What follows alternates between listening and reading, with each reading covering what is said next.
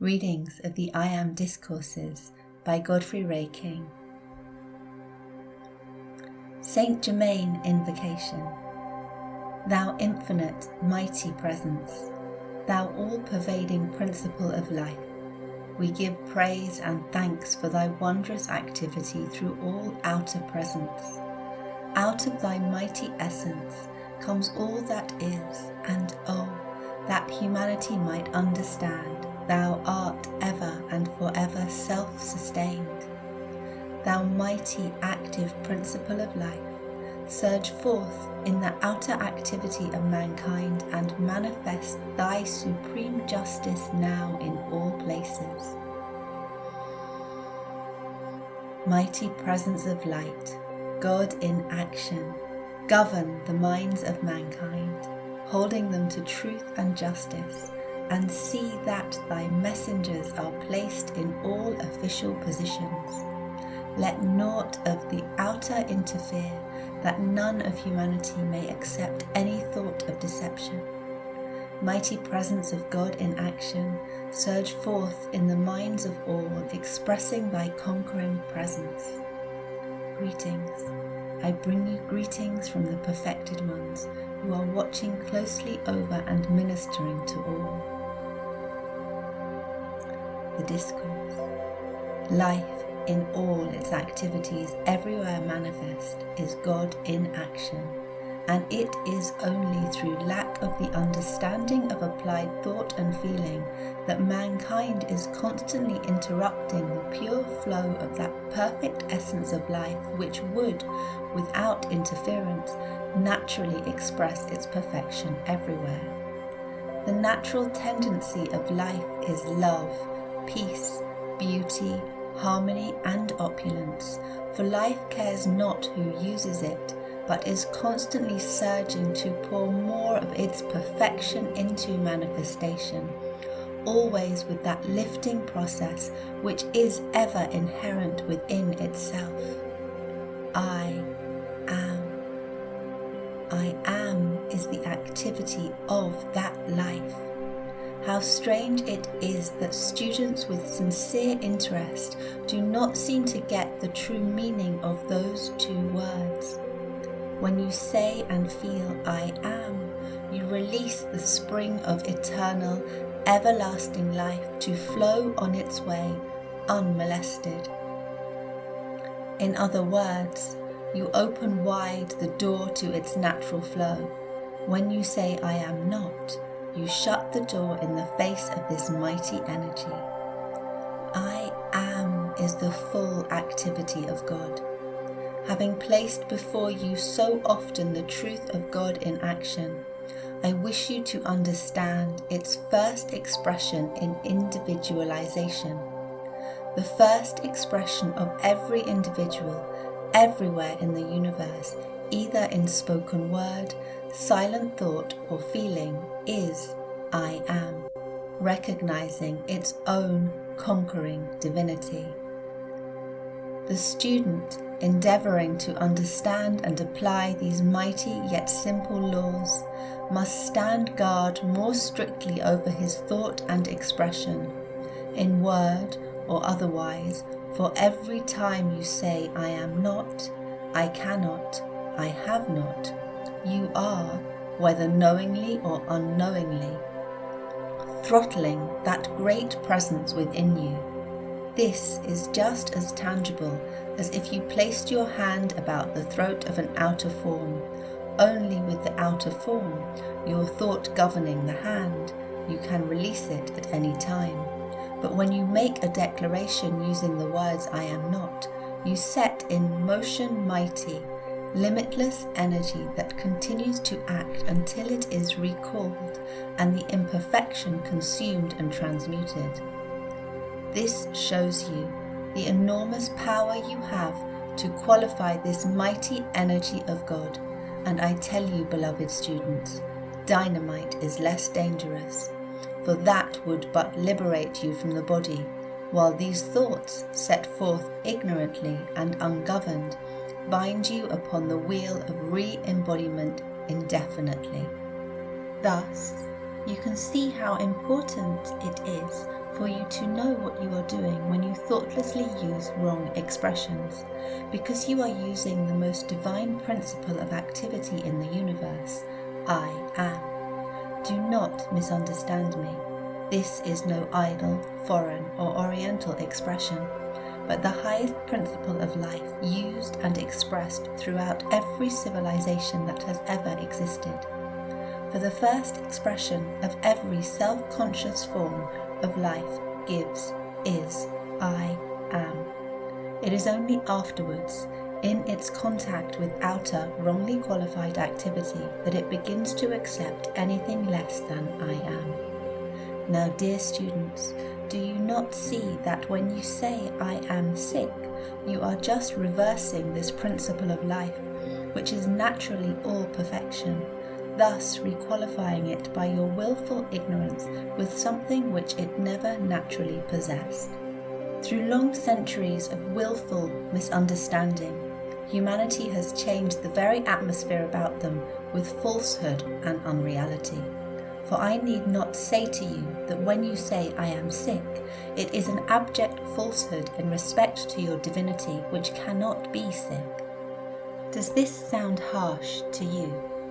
Then I say, think it over, and you will see what a blessing and release it can be to you. I say to you, dear students, in the name of God, stop using these wrong expressions of your Godhead, of your divinity, for it is impossible for you to have freedom as long as you continue to do it. I cannot speak of this to you too often, that when you really recognize and accept the mighty presence of God in you, there are positively no adverse conditions.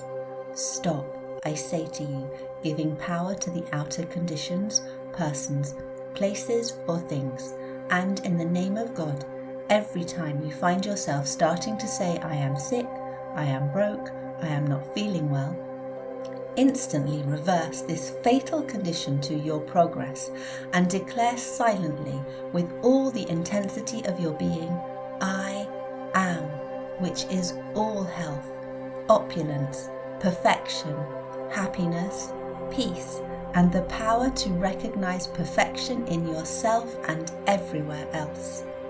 When you think of the expression I am, it means that you know you have God in action expressing in your life. Do not let these false expressions continue to govern and limit you.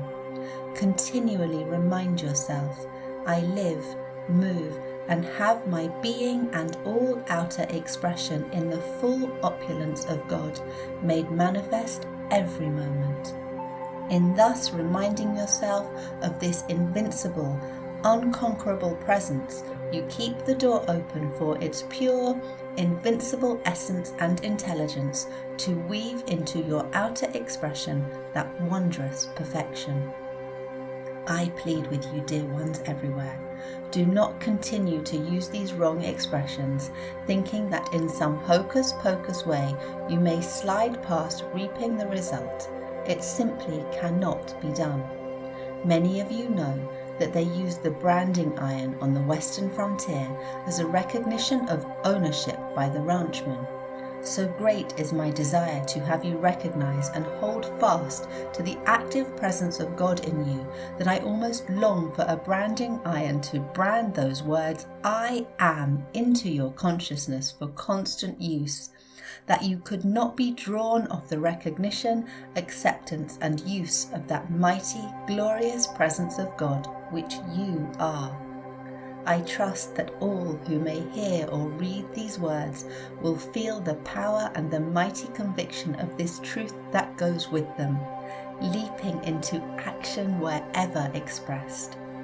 If at any time anything less than perfection attempts to make an appearance in your existence, declare vehemently that it is not true and that you accept only God, which is perfection in your life, everywhere manifest. As long as you give way to accepting false appearances, you will have them expressed in your life and experience.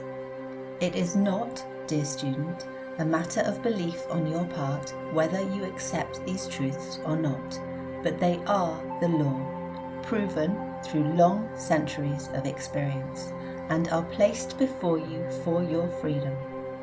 Awaken to the fact that your thought and feeling in the past have built, created the inharmony of your world today. Arise, I say.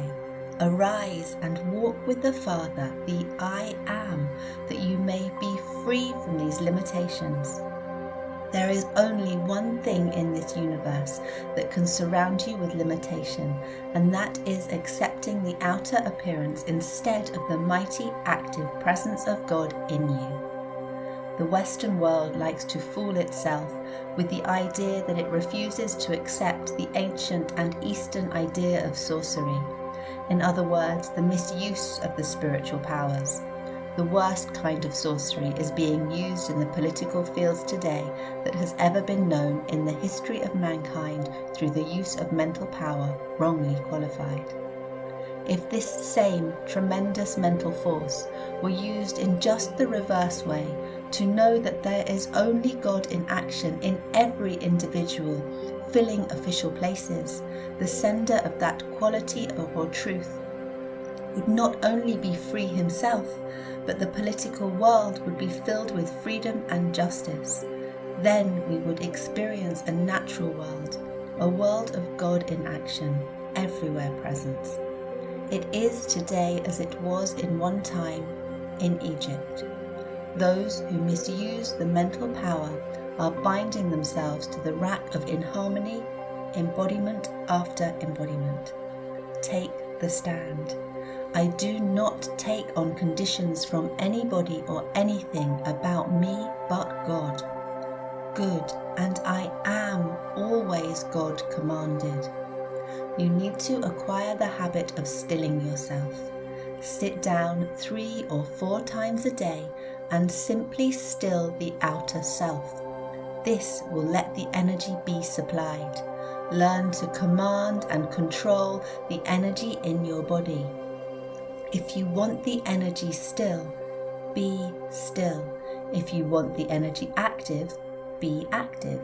You must stand up, face a thing and rise above it. There is no other way. The student should watch in every way for habits and break them up. He should not have to be told, but must look within him and uproot whatever is not perfect. This brings a freedom not possible in any other way. The holding on of old habits is just like wearing old, worn-out garments. The student must not wait for someone else to think these things out for him. He must do it himself. It is not possible for anyone to do it but himself. In this work and under this radiation, everything that is latent in the individual is being brought forth to be consumed. Watch that the attention does not become fixed on the thing you do not want. It is perfectly ridiculous to keep recalling things which have not worked out. If you have built your limitations for centuries and can, by this attention and self-effort, free yourself in a few years, isn't it worth it? Is it not marvellous?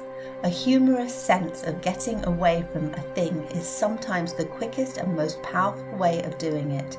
For a buoyant, jealous feeling releases the energy that many times enables a very wonderful manifestation to take place.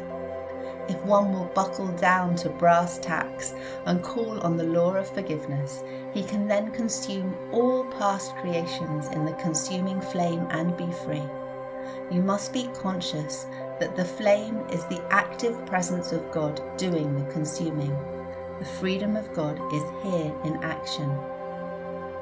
When you have a feeling to do a certain constructive thing, go ahead, stick to it, and do it.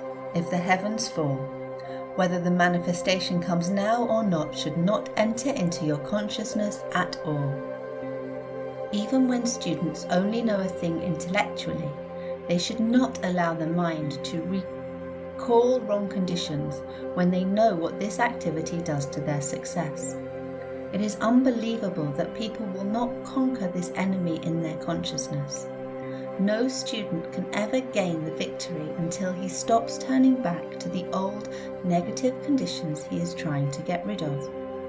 The whole work of a teacher is to get some means and explanation over to the student of the activity of acceptance. What the mind accepts is that which the individual agrees with through his attention by letting the two become one. When the mind accepts and agrees with a thing or condition, the individual decrees it into his world. Whatever you let the attention rest upon, you are agreeing with and accepting, because through the attention you have let the mind become one with it. If an individual were to see a rattlesnake coiled, would he walk right up to be struck? Certainly not. Yet this is what students are doing when they let their attention turn back to their troubles. Such habits are only past momentum given a specific quality. There are only two activities in life, and if you will not let the inner govern according to its plan of perfection, then the outer must. When a constructive picture is flashed to your mind, it is a reality. When you recall it as a mental picture and hold it again, it calls forth the reality.